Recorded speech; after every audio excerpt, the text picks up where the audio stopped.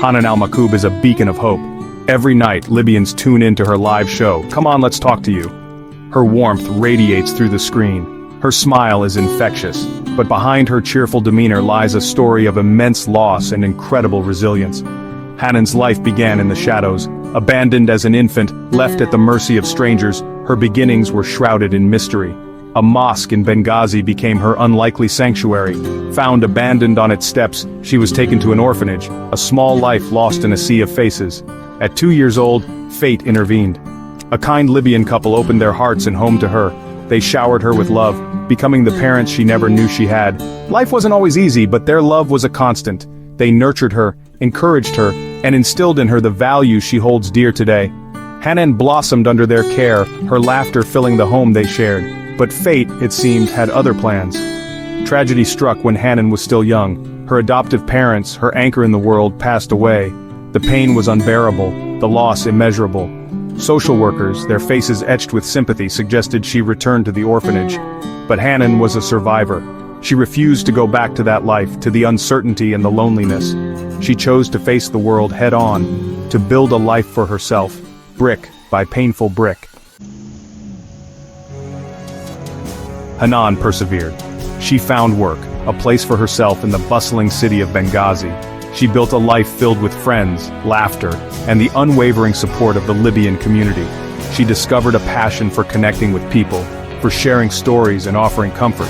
This passion led her to the world of media, to her own platform where she could reach out to others, offering a listening ear and a shoulder to lean on. "Come on, let's talk to you." Became her lifeblood, her way of connecting with the world and sharing her infectious optimism. Years turned into decades. Hanan's career flourished. She became a household name in Libya, her warmth and empathy resonating with thousands. But deep down, a part of her remained unfulfilled, a void that lingered despite her success. The mystery of her birth family, the circumstances surrounding her abandonment, haunted her thoughts. Who were they? Why did they leave her at that mosque? These questions echoed in the silence of her thoughts, a constant reminder of the missing pieces in her life's puzzle. One ordinary evening, as Hanan settled into her usual spot on the set of her show, a call came through. It seemed like any other call, a voice eager to share their story. But this call, this one voice, would change everything. The caller, a man named Omar Musa, began to speak. He spoke of his family, of his mother, and of a difficult childbirth that had left its mark. As he spoke, Hanan felt a chill run down her spine. The details, the timing, it all aligned with the fragmented memories of her own past, whispered to her by orphanage workers years ago. Omar's voice trembled with emotion as he uttered the words that would shatter Hanan's world and rebuild it anew. "I believe," he said, his voice thick with unshed tears, "that you are my sister." The world seemed to stop. The bustling studio faded into the background as Hanan's breath caught in her throat. Could this be true? Could this stranger, this voice on the other end of the line, be the missing piece she had yearned for all her life? A wave of emotions washed over her, disbelief, hope, fear, and an overwhelming sense of longing. The news of Omar's call spread like wildfire. Hanan's story, once confined to the privacy of her own heart, became a national sensation. People were captivated by her resilience, her unwavering hope in the face of such profound loss. Social media buzzed with messages of support, prayers, and shared stories of families separated and reunited. Hanan's quest to find her biological family had touched a nerve, resonating with countless others who had experienced the pain of separation and the yearning for connection. Fueled by a mix of trepidation and exhilaration, Hanan embarked on a journey to uncover the truth. Hospitals were contacted, records were scrutinized, and childhood memories were painstakingly pieced together. Every lead, every dead end only intensified her determination. The public, now deeply invested in her story, offered tips, shared information, and prayed for her reunion. Hanan, once a beacon of hope for her viewers, had become a symbol of hope for an entire nation, a testament to the enduring power of family and the unbreakable bonds of blood. The anticipation is palpable.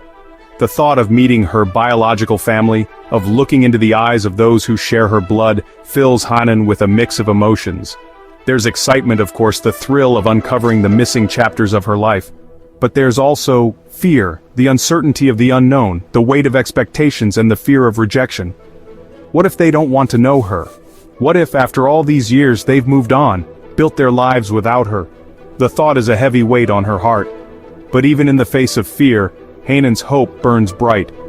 The outpouring of love and support from strangers has strengthened her resolve. Their stories, their shared experiences of loss and reunion have given her the courage to face the unknown. She knows that whatever the outcome, this journey has already changed her life. It has connected her to her past in ways she never thought possible, and shown her the immense capacity for empathy and compassion that resides within the human heart. The day of the reunion approaches, each tick of the clock a hammer blow to her heart.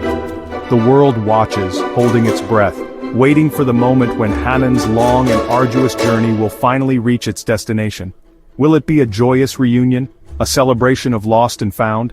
Or will it be a bittersweet encounter, tinged with the pain of a past that can never be fully reclaimed?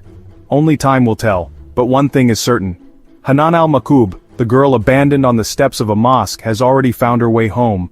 She has found it in the hearts of millions.